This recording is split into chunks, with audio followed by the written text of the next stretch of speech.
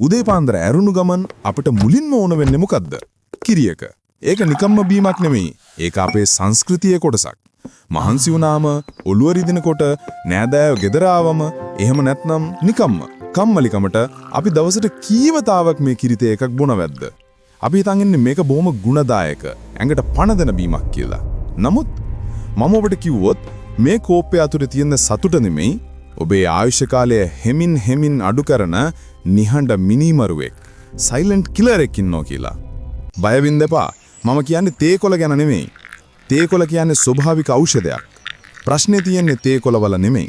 ප්‍රශ්නේ තියෙන්නේ අපි ඒකට කලවම් කරන අනිත් දේවල් වලයි. අද පොඩ්ඩක් හිතන්න වීඩියෝ එකෙන් අපි බලන්නේ ඔබේ ආදරණීය කිරිකෝප්පේ සැගවුණු අඳුරු විද්‍යාත්මක ඇත්ත කතාවයි. මේ වීඩියෝ එක බලුවට පස්සේ ඊළඟ වතාවේ කිරි එකක් කටේ තියන්න කලින් ඔබ දෙපාරක් හිතනවා ෂුවර්. අපි මේ කිරිකෝප්පය විද්‍යාගාරයකට දාලා කොටස් වලට වෙන් කරමු. සාමාන්‍ය ශ්‍රී ලාංකිකයෙක් බොන කිරි තේකක මූලික සංඝටක 3ක් තියෙනවා. 1. තේකහට. මේකේ ප්‍රශ්නයක් නැහැ. මේකේ ඇන්ටිऑක්සිඩන්ට්ස් තියෙනවා. 2. පිටිකිරි මිල්ක් පවුඩර්. 3. සීනි. මෙතනින් ලොකුම අපරාධකාරයා කවුද? හරියටම හරි. සීනි. නිකන් හිතන්න. ඔබ සාමාන්‍යයෙන් තේයකට සීනියෙන්දි කීයක් දානවද? 2ක් 3ක්. දවසකට තේ 3ක් බිව්වොත් ඔබ නිකම්ම සීනියෙන්දි 6ක් හෝ 9ක් කනවා. ඔබ දන්නවද? ලෝක සෞඛ්‍ය සංවිධානය කියන විදිහට නිරෝගී මිනිස්සෙක් දවසකටම කන්න ඕන උපරිම සීනි ප්‍රමාණය තේ හැඳි 6යි.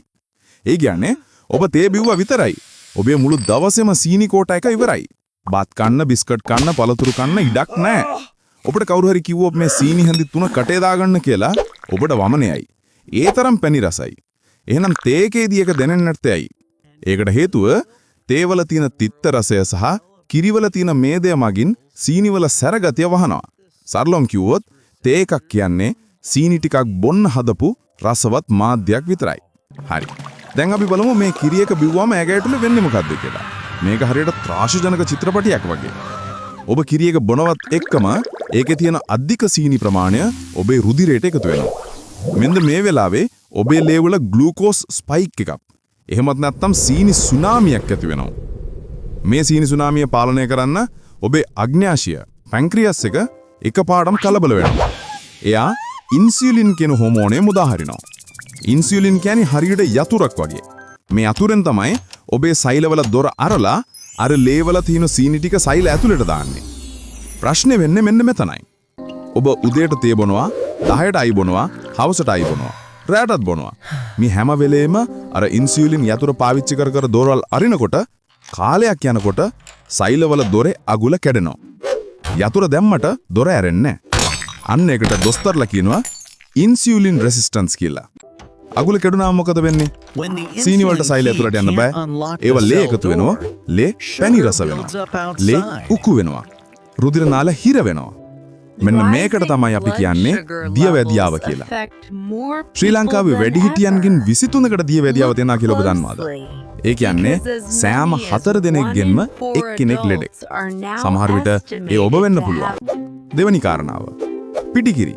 ලෝකේ ගොඩක් රටවල් බොන්නේ ෆ්‍රෙෂ් මිල්ක්. එහෙම නැත්නම් දියර කිරි. නමුත් ලංකාවේ අපි පුරුදු වෙලා ඉන්නේ පවුඩර් මිල්ක් බොන්න. ඇත්තටම මේක කිරිද?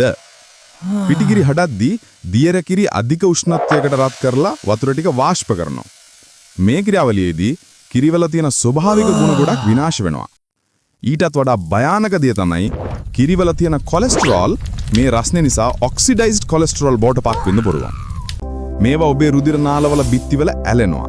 හරියට පරණ පයිප් එක මලකට බැඳෙනවා වගේ. ඒ විතරක් නෙවෙයි. කිරිපිටි රස කරන්න සමහර සමාගම් මේකට තවත් සීනි සහ වෙනත් රසායනික ද්‍රව්‍ය ඇඩිටිව්ස් එකතු කරනවා.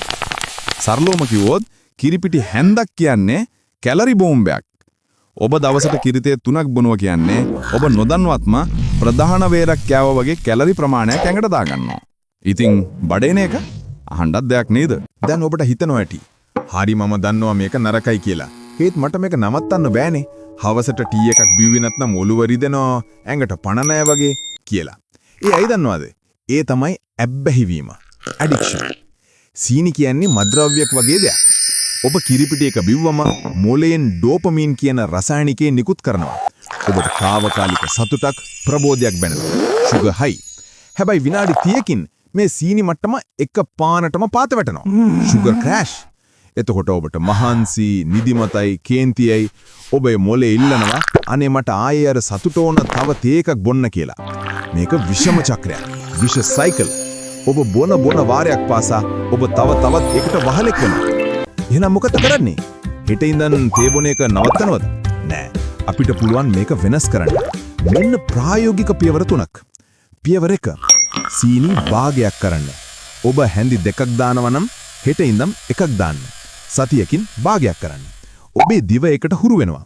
දවස් 21ක් යද්දී ඔබට සීනි නැතුවම බැරි ගතිය නැති වෙලා යයි. පියවර 2. ඉඟුරු සහ කුළුබඩු. තේකට ඉඟුරු කෑල්ලක් කරාඹු නැට්ටක් දාලා බොන්න. Ginger T. එතකොට සීනි නැති අඩුව දැනෙන්නේ නැහැ. ඒ වගේම ඉඟුරු කියන්නේ ඉන්සියුලින් පාලනය කරන්න උදව් වෙන ස්වභාවික ඖෂධයක්. පියවර 3. ප්ලේන් ටී වලට මාරු වෙන්න. පුළුවන් නම් කිරිපිටි අයින් කරන්න. තේ කොළවල තියෙන නියම ගුණය ලැබෙන්නේ වතුර එක්ක බුද්ධි විතරයි. කිරි දැම්මම තේවල තියෙන හෘද රෝගවලට ගුණදායක ප්‍රතිඔක්සිකාරක ගුණය ඇන්ටිඔක්සිඩන්ට්ස් විනාශ වෙනවා. මතක තියාගන්න තේ කියන්නේ ලෝකේ තියෙන හොඳම පානයක්. හැබැයි අපි බොන්නේ තේ නෙවෙයි. අපි බොන්නේ සීනි සුප් එකක්. ඔබේ ශරීරයේ කුණු කූඩියක් නෙවෙයි. ඒකට වස දාන්න එක නවත්තන්න. මේ වීඩියෝ එක බලලා අපෝ මුන්න අපේ තේකටත් කෙලියනේ කියලා බනින්න එපා. මම කිව්වේ විද්‍යාව. තීරණේ තියෙන්නේ ඔබේ අතේ. අදම පටන් ගන්න. හෙට ඉඳන් සීනි හැන්දක් අඩු කරලා බලන්න. මාසයක් යද්දී ඔබට දැනෙන සෑන්ලුව ගැන මට ඇවිත් කියන්න. ඔබේ පවුලේ යාළුවන්ගේ අකාලේ යන ජීවිත බේරගන්න මේ වීඩියෝ එක යාලට ෂෙයාර් කරන්න. සෞඛ්‍ය, විද්‍යාව සහ දියුණුව ගැන මේ වගේ ඇත්ත කතා දැනගන්න. පොඩ්ඩක් හිතන්න සබ්ස්ක්‍රයිබ් කරන්න. ඊළඟ සතිය හමු වෙමු. තේ එකක් බොන ගමන් පොඩ්ඩක් හිතන්න.